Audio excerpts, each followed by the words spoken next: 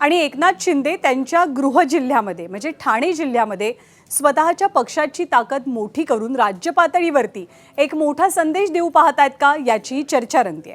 कारण पालघर जिल्ह्यातील हितेंद्र ठाकूर यांच्या बहुजन विकास आघाडीला शिवसेनेमध्ये विलीन करण्यासंदर्भातला प्रस्ताव दिला गेल्याची माहिती सूत्रांकडून मिळते।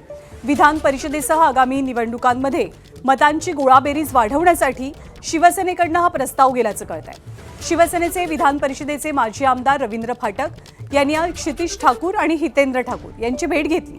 या भेटीमध्ये हा प्रस्ताव दिल्याची चर्चा आहे। विलीनीकरणासोबत एकनाथ शिंदे क्षितिज ठाकूर यांना ठाण्यातनं उमेदवारी देण्याची सुद्धा शक्यता आहे। मात्र या विलीनीकरणाच्या प्रस्तावाच्या चर्चांबाबत हितेंद्र ठाकूर यांनी सूचक विधान केल्यामुळे या चर्चांना एक प्रकारे बळकटी मिळते।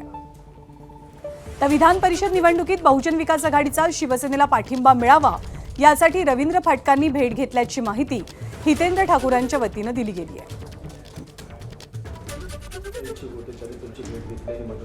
अहो बरोबर आहे ना, ते काय इकडे आलेले ते काय देण्याकरता नाही घेण्याकरता। तुम्ही काय मागणी केली का यंदा मी क्षितिज ठाकूर उभा राहते त्यांना मदत करा म्हणून? घोडा मैदान जवळ आहे। सगळ्या पक्षाचे तुमचे चांगले संबंध आहेत, प्रत्येक जण मदत करणार, प्रश्नच नाही। आम्ही फक्त इलेक्शन मध्ये एकमेकाचे समोर असतो, बाकी माझी गरज सगळ्यांना लागते। विलीनीकरणाचं जे म्हणतात त्याचं काय? पक्ष विलीनीकरणावर तुमची काय भूमिका आहे? आगे आगे देखो होता है क्या। मला आमदार व्हायची अजिबात इच्छा नाही। क्षितिज ठाकूर आमदार व्हावे असं तुम्हाला वाटतं? कोणताही बाप पोरावर प्रेम करतो, कोणताही बाप।